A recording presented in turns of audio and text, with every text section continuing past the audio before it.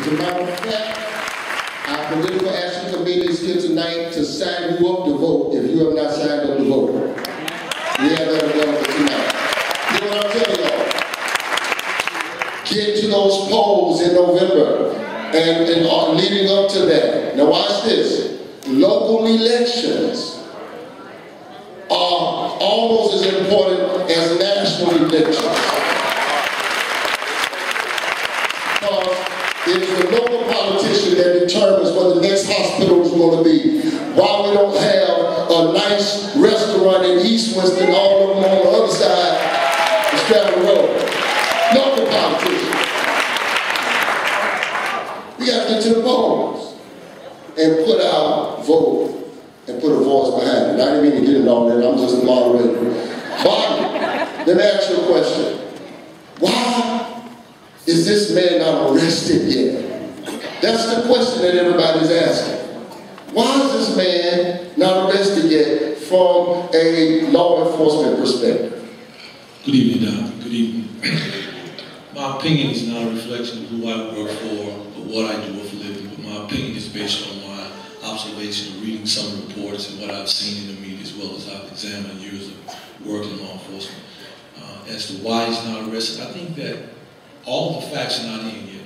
I think these are sad times in America. Anytime a child, anytime someone loses their life, black, white, Hispanic, or indifferent, I can imagine, only imagine the pain. I'm a father myself. But at the same time, I think that we need to let it do its due diligence before we say let's go out and arrest him. Because there is no statute of limitation on that. We can come and arrest him at any given time. So I think that we need to let the course run its course and let the facts, all of the facts come out. Because the truth of the matter, all the facts are not out. And as we sit here and we talk, there are various spins on everything you see if you keep up with it. But you know, in reading some of the police reports that I read, I think that things will work themselves out, and we need to wait on it to work themselves out. But as I sit here and I look out in the audience, I see and I read the media, this won't be the last Trayvon. It won't. And the problem is this, from where I sit, from a law inspector perspective, is that we come here tonight as a reaction. We should have been here a long time ago as a proaction.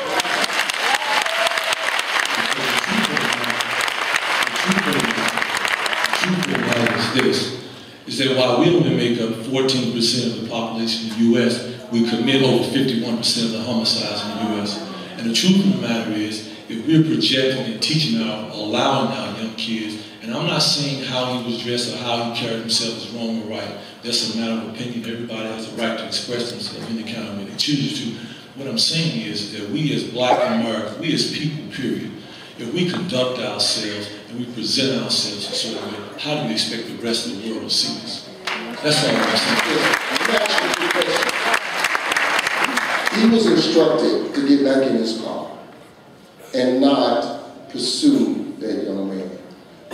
Was that grounds for him to be arrested, to take matters in his own hand when he got instruction from officers? No, sir. No, sir, because the person who told him to get in the car was a dispatcher. She had no jurisdiction or legal right to tell him to get in the car.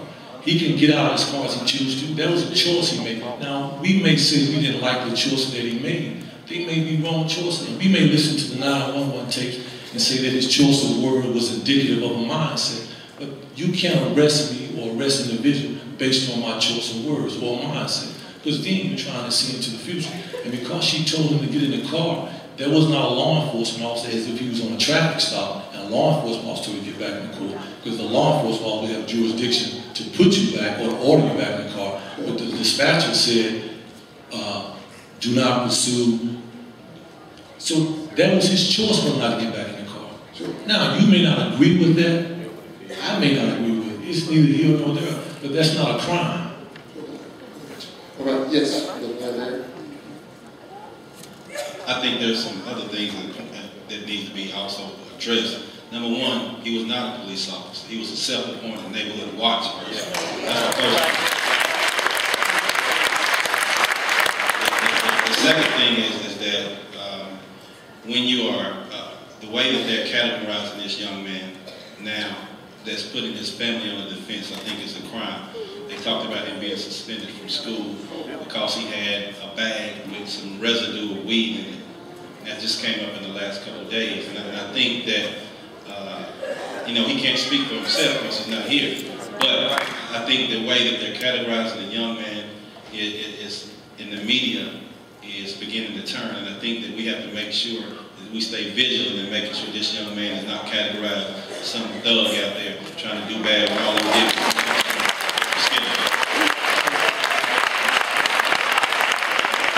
I don't want to come across as I agree or disagree. I'm just stating an opinion of how I feel about something. Whether he was a community or watch is irrelevant because he has a right to carry a firearm. I'm sure some of you have carried concealed permits. That didn't make him wrong. All we can say is that he had no power of arrest to pursue the man, but that's not against the law. Does anybody know, was he shot in the back? He was shot in the chest. He was shot in the chest? And see, that's what I'm talking about, the spin. Until you read the reports, you know, which I have read, one of the reports, he was shot in the chest. But when we first got it out, we thought he was shot in the back. Some people said he was shot in the back.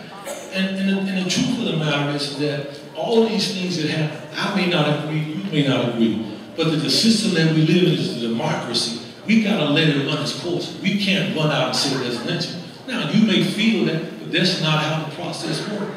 We got to let the facts come out, and we got to let it run its course, and we got to stop the next Trayvon. We got to train our kids up to how to conduct themselves, how to do certain things differently, how to present themselves in a certain way, so people don't pursue them or perceive them as a threat. Some of our senior citizens perceive some of our own kids as a threat. We got to change our image. We got to get beyond what they say. We got to take control of each other. I got to be responsible for mine. I'm going to get a response from Dr. Mendez. I see him now coming to Dr. Bird in just a few minutes, all right? Okay, I kind of have a little difference with that perspective. We know more than 65 people have been killed because of this law. I'm talking about a mindset. And it amazes me if the situation that had been on, let's say, different. Black man killed a white man. In that same vein, they've been running around with portable electric chairs right now.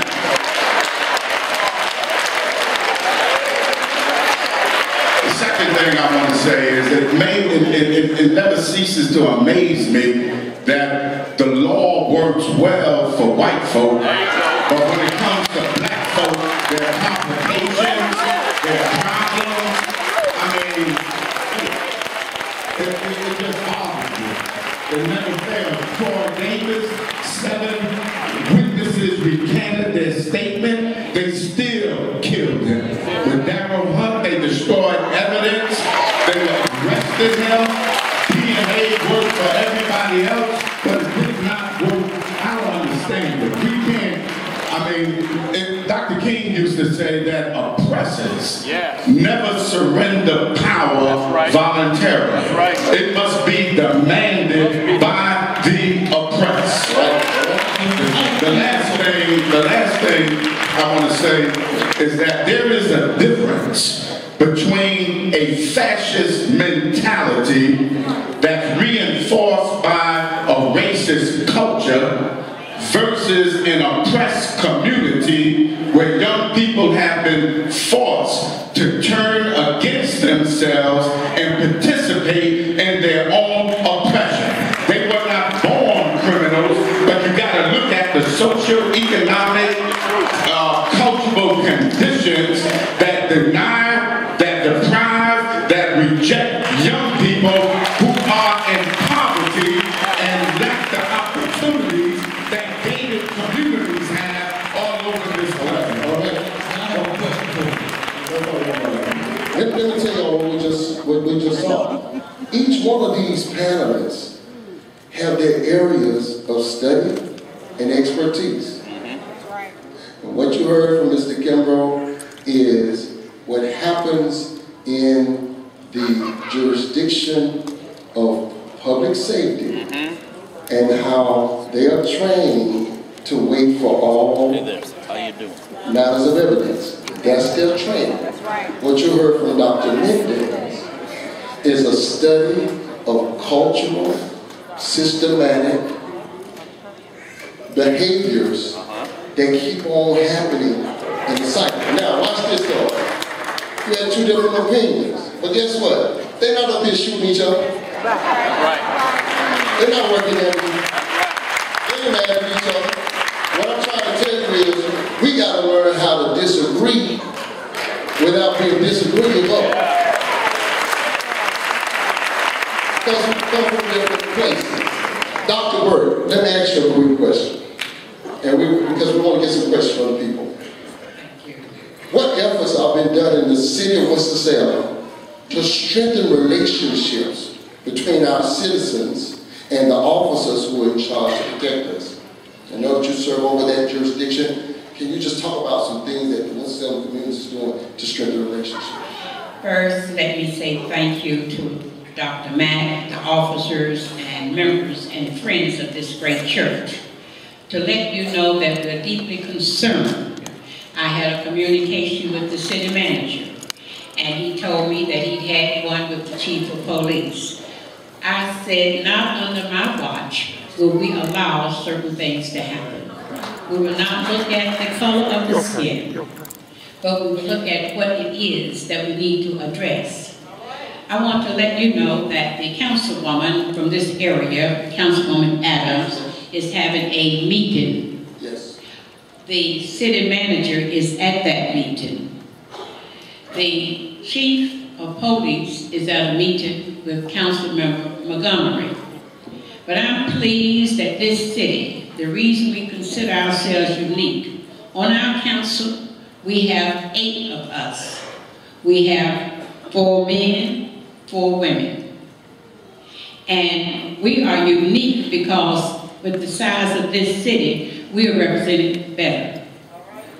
Now, I want you to know, and I'm not going to get into what Dr. Mendez said or Mr. Kimbrough, but they both brought up very good concerns. And I also want you to know that when Dr. Mack started out, he said this is a teaching experience. And when I looked at the number of children here and the number of teenagers and young adults, this is who need to be here and how we need to embrace them.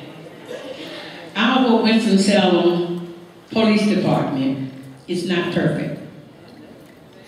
When we see things that are happening, the Public Safety Committee, we call for our city manager to meet, and then we discuss it in the Public Safety Committee. I am the chairman, and James Taylor is the vice chairman of Public Safety.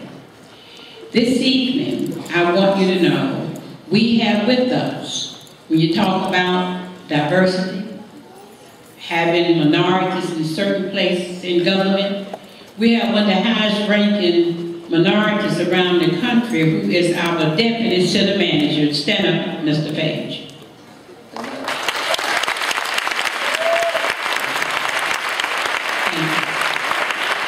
He was also a former police. We also have with us our assistant police chief. Stand up, Mr. Roundtree.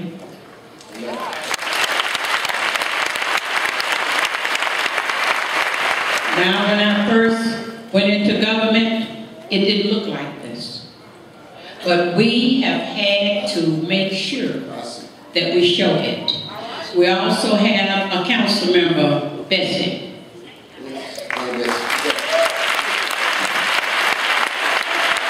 Now, even though these council people are not here, when I made the statement last night, we will not tolerate things that are negative to happen to our children.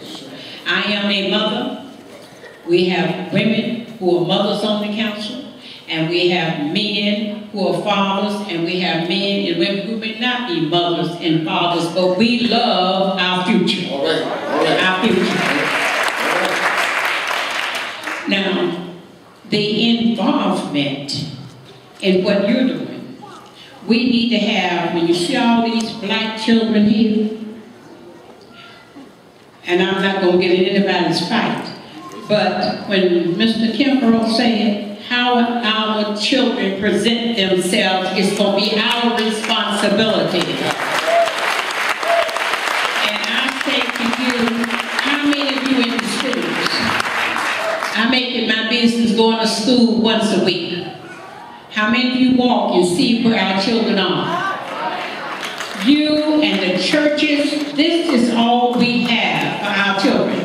And you should be making sure that you are having programs that will involve them. We have to be responsible for our children. We cannot depend on somebody else. I said in Reverend, there's been a lone worker who comes to City Hall, who inquires, who challenges, who demands certain things. And we listen to him. And years ago when he was down there, I said, I want everybody to understand. You know, I'm a black woman. I'm the wife of a black man. I'm the mother of a black son. Now I'm the mother of a black grandson. And I'm concerned about all people's children. But we must stand up. We must stand up and say enough is enough. All right. You're Dr. Bennett. So glad to see Representative Harmon here tonight. Y'all give the Lord a hand praise for her. I bless you. She's running for Senate. Now, here's what we're going to do. We need you, if you have a question, here's the deal. You got to keep your question to 15, 20 seconds. And I'm the timekeeper. Ask your question, and one of the panelists will address your question. Now, I'm going to ask that if you do have a question, please go to the mic. We only have room for about 6 questions, so please, if you got a question, you better move right now. All right, because the time is ticking. Yes, thank you. All right, Miles, one over here, this side over here. All right, thank you. Only need 6. We only have time for 6. Trying to keep this to an hour. Thank you. All right, please ask your questions succinctly and clearly. All right. I'm from Orlando, Florida, 30 minutes from where this happened, and I'm going to make 3 comments. Number 1. You have a radio station here, 102 Jams, that is the most degrading, vile radio station I've ever heard. They allow cursing and degradation songs, disrespectful women. That's number 1, and that's how the community has to resolve. Number 2, they never showed the gun that was used. If it was a black child shooting a white person, they would have shown the gun and everything else. You never see the gun, because I'm sure a 9mm gun is a very large gun.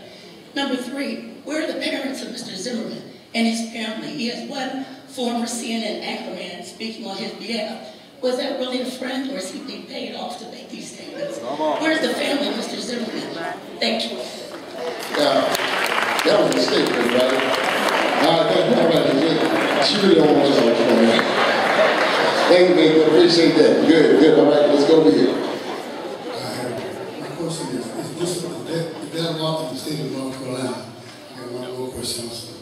What are we doing in our community to make sure that when I drive back in the hood I grew up in my BMW, I don't get shot by alcohol? All right, okay. Is there a law in North Carolina, and he just wants some protection in the hood when he's in the You got that all of a sudden? Okay. Let's talk about the law. Who wants to address that? Is there a law in the state of North Carolina? You stand your ground. It is. Yes. We refer that question to Earlene. Yes, please. Earlene, would you please? Amen. Take that mic, please. Earlene, take that mic, please. Thank you. Thank you. Good afternoon. There is such a law in North Carolina that was passed and signed by the governor June 2011, and it's called the Castle Doctrine. The same thing as Stand Your Ground. What's the name of it? Castle Doctrine. The Castle Doctrine. Yes, House Bill number 74, Senate Bill number 32. So are you saying if I feel intimidated by someone, I can shoot them and say I was intimidated? Right here in North Carolina, and not face any criminal charges or civil suit.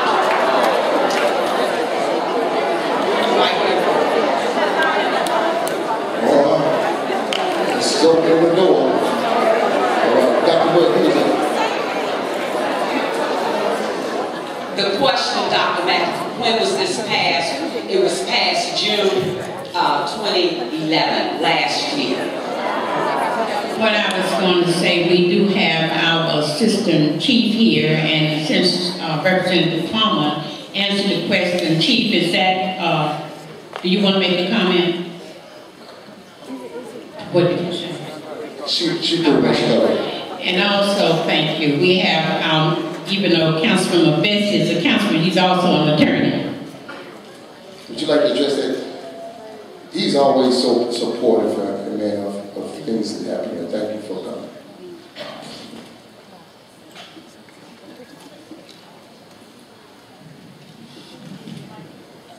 While he's doing it, y'all just be patient. I'll put it right over there. Thank you, Reverend Mack. Yes, Member Tim Burke is the provision in the law that Representative Parman referred to that was passed, unfortunately, by the legislature last year under its current leadership, that I think is most directly relevant, as I read it, says a person who is not engaged in an unlawful activity and who is attacked in any other place where he or she has a right to be has no duty to retreat and has the right to stand his or her ground and meet force with force, including deadly force, if he or she reasonably believes it is necessary to do so, to prevent death or great bodily harm to himself or herself or another, or to prevent the commission of a forcible felony. This sounds very much like the law that's being referred to in Florida. Man, this is a Pandora's box here. I mean, this is, you know, thank you all for that information. And while we're over there, Larry Womo would have been right here tonight. Now let's give it up for Larry Womo. He would have been right here tonight. I don't know how true this is. I was on Facebook today, a social media phenomenon, and I saw an article that suggested that Zimmerman's parents are actually in the government. Like his dad is something like a court, a judge or something, and his mom is a clerk of court or something of the sort. I don't know. In either case, if that is the case, has anybody looked into that, and does that have any type of, anything to do with why he hasn't been charged with anything yet?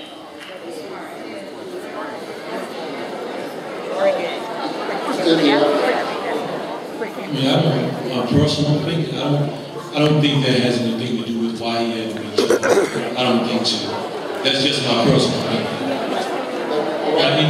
I was listening to the question before that, and it struck me the mindset of, if I'm in the hood, I need a gun. You see the mindset that we keep talking about. If I'm in my own hood, I need protection. Yes. All right. That's good. All right. My question is, something like this very similar happened to my daughter in my neighborhood where I live. And the ones of y'all that know me, my daughter is disabled. Now, we're talking about the image. I raised my daughter the best way that I can as a single mother. She doesn't wear saggy pants, she doesn't wear hoodies, she doesn't wear anything that is stereotypical. However, she's a person that can harm a fly. She was chased around my neighborhood by a white lady in her vehicle. My daughter was riding in her powered wheelchair, getting fresh air. The lady chased my daughter around the neighborhood. Shayla was so nervous, I missed her for over an hour. I had to walk around my neighborhood to find my daughter crying at the bottom of a driveway where strangers lived. So my question is, and I did call the police and they did nothing. So my question is, what is protecting us, the ones that we do have a good image, the ones that we are innocent, the ones that are trying to live in peace, and we're getting bothered? Why can't they just leave us alone and let us live our lives to keep moving forward? Nothing was done to make me feel comfortable about my daughter being harassed, and she's a disabled citizen. So my question is, what is being done to protect the ones that when we do call the police, we expect to be protected? Now I don't allow her to go outside anymore to even go around the neighborhood because I feel like if you didn't do anything for me when I didn't do anything wrong, what's going to happen when something happens to her that is wrong? Oh, okay. So you feel like that's some inequality there? Yes. And that public safety should be there. And this is ironic because That could have been my daughter. All right. That could have been my daughter. She could have been hurt. Yes. Chief, Assistant Chief, would you like to address that, just to reassure the people that the process you all use for that? Man, it sounds like a bad situation that your daughter encountered. I'm not knowing the full extent of everything that you went through, but be assured if you call, we are there to protect everyone equally. Mr. Mayor.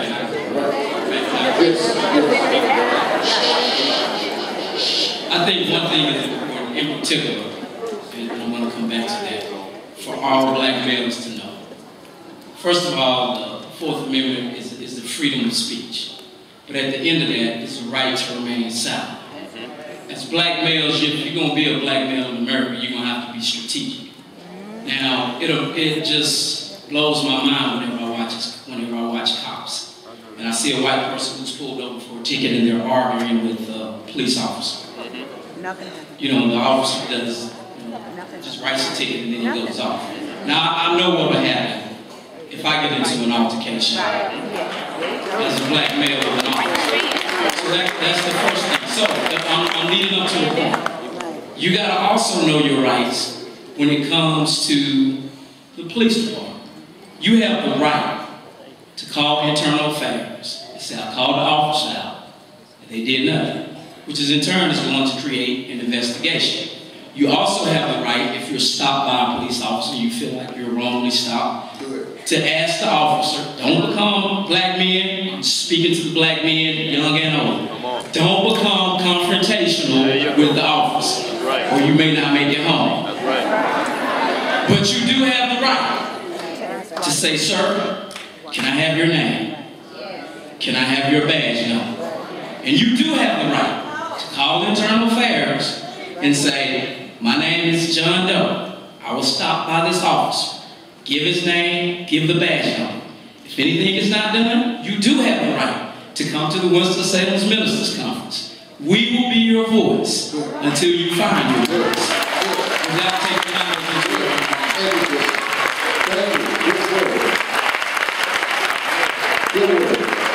Good evening, everybody. My question was on this standalone law also. And it appears that in our communities that we are not educated about those laws. And when you make those laws, are those laws put out where the whole neighbors and everybody can understand that law is there? Great question. Great question. Who'd like to respond? Please stop and respond. I'm going to answer that, but I need to say this because I don't want people to leave here thinking that our Winston-Salem police is not concerned. Yes. Now, the lady who talked about her daughter, before you leave here, our deputy city manager will have your name, your telephone number, and we will go back and we will look at the case and we will give you a report. We don't leave things hanging like that. Now, as you notice, we have a process. We are local elected officials. There are things that we have the jurisdiction over in the city. When Representative Palmer brought something to our attention, well, what has to be, like we have all our town meetings, we have our board meetings, then Representative Palmer, by her being in Raleigh, knowing some things that we may not know, then that information that she shared, then Bishop Todd Fulton, the minister should have that information. And then the minister should, with Reverend Pastor Bishop here, Dr. Mack saying here, we have a PAC committee, a political committee, then your political committee should be informed on what's going on, and that's how you teach the folks about what the changes are and what the rights are. Good, thank you. Good response.